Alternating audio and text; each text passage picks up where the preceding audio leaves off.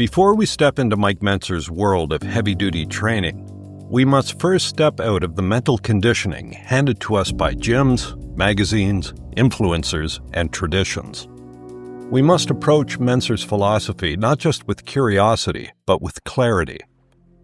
In the spirit of another pioneer, Bruce Lee, let us begin with a Zen story. As Bruce Lee told it, a learned man once went to a Zen teacher to inquire about Zen. As the Zen teacher explained, the learned man would frequently interrupt him with remarks like, "Oh yes, we have that too," and so on.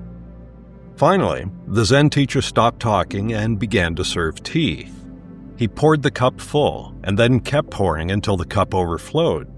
"Enough," the man cried. "No more can go into the cup." "Indeed, I see," said the teacher. "If you do not first empty the cup, how can you taste my cup of tea?"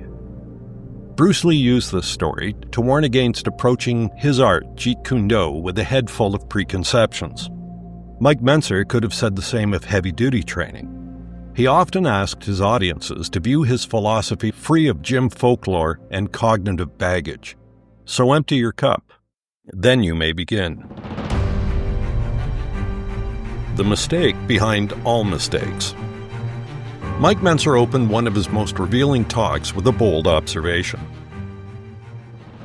Most bodybuilders make a basic mistake, which from one perspective it might be said, that this mistake accounts for all of their other mistakes, and it is that they don't take this goal endeavor seriously enough, at least to remember one crucial point, that bodybuilding really is a part of exercise science. This is the core message that transforms everything. Bodybuilding is not an art of intuition nor a test of endurance. It's a branch of physiology.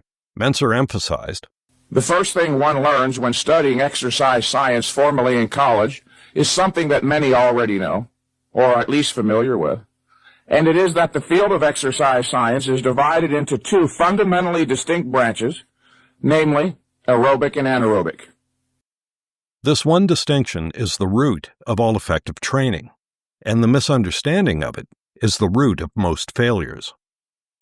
Aerobic exercise, of course, is geared exclusively to the development of endurance of a certain type and is properly defined as low-intensity, long-duration activity.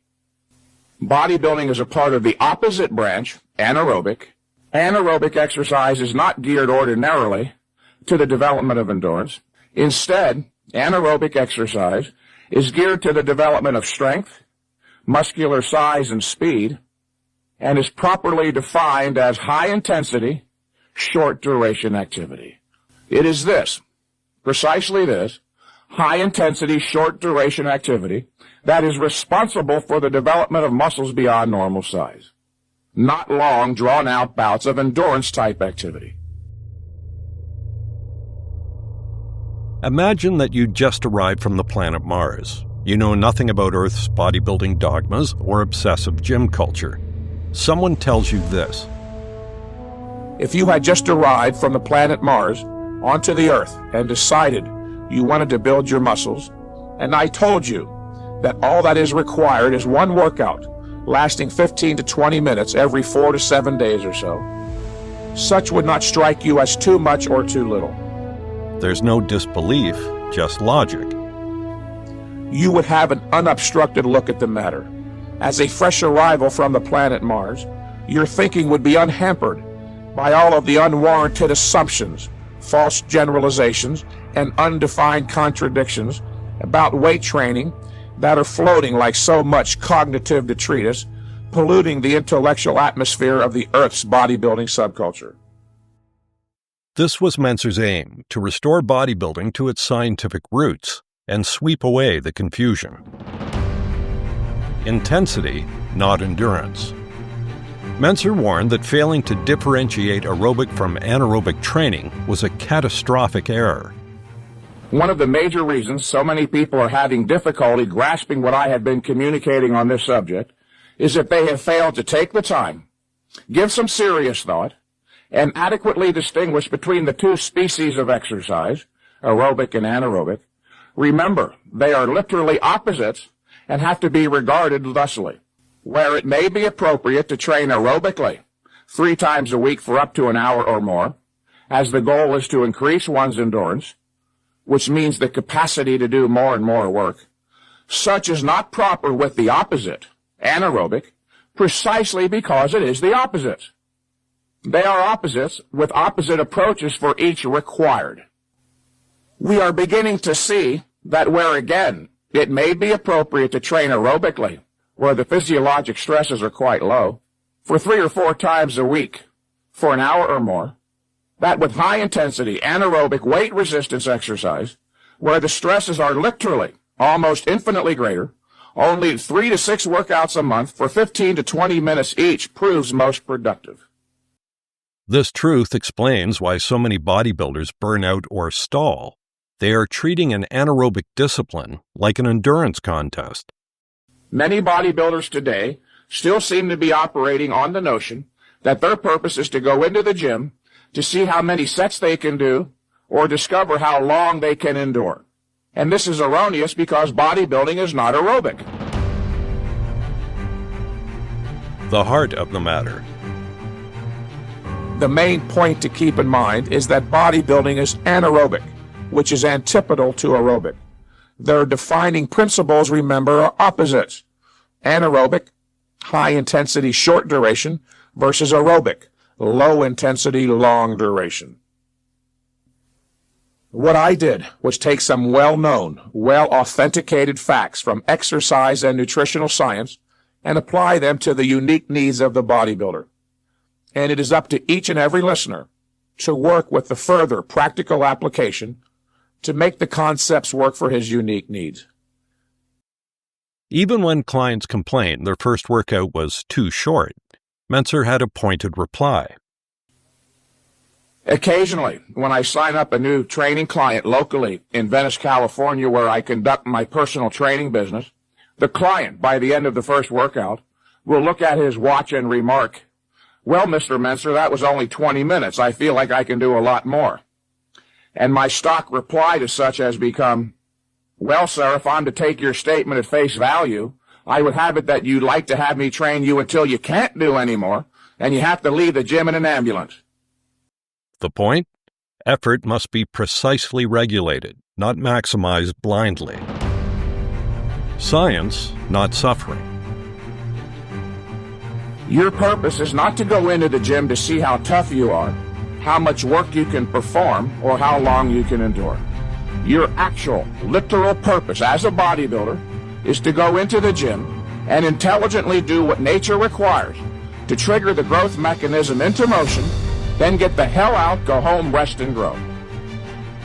This approach stands in opposition to the masochistic, martyr-like attitude of many lifters. I am often amazed by the Sisyphean efforts of bodybuilders who are willing to train for hours a day, every day for months and years, with literally little or nothing to show for their efforts. It is almost as if they're waiting for a zap out of the mystical realm of whims, wishes, and hopes to one day deliver them their much-dreamed-of muscles. If you are such an individual, wake up and stop wasting your time. If your present program hasn't been yielding progress for weeks, let alone months or years, it isn't going to start doing so tomorrow. Mentzer's message, think. So while we each possess the unique stamp of an unrepeatable, irreplaceable personality, we're not all that different inside. We all need protein, we all require sleep, we all burn carbohydrates at the rate of 4 calories per gram, we all need intense exercise to stimulate growth, we each possess a limited recovery ability, and as bodybuilders know, muscle growth beyond normal levels is never fast enough. Considering what you know now, are you going to let some Hulk guide you in the wrong direction merely because he has a 19-inch arm? Are you going to allow your subsequent training activities and dietary practices be continually dominated by the bootleg logic more is better? He who acts contrary to what his perceptions and rational thoughts tell him is the truth is akin to Dostoevsky's underground man who cries, "What do I care for the laws of nature and arithmetic when for some reason I don't like them, or the fact that 2 + 2 = 4? Yes, you are free to evade the responsibility of rational thought and logical deliberation, but not free to escape the consequences. It's up to you. Mentzer's legacy: reason over ritual. In the end, Mike Mentzer was not just a champion bodybuilder, but a rational philosopher in a tank top. His message was as much about epistemology as it was about hypertrophy. He challenged us to know, not just believe, to understand, not just copy. He broke the spell of tradition and replaced it with logic. He replaced ritual with reason. He made us question not just how we train, but why we train that way.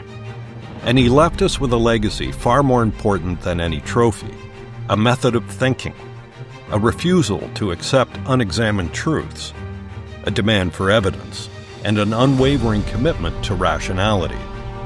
So, the next time someone says that you must train 2 hours a day, 6 days a week to grow, ask yourself, does that make any sense?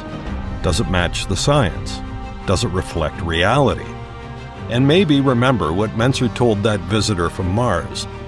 That all that is required is one workout, lasting 15 to 20 minutes every 4 to 7 days or so. Maybe that's not just enough. Maybe it's the only way to make bodybuilding what it should always have been: a rational pursuit of physical excellence.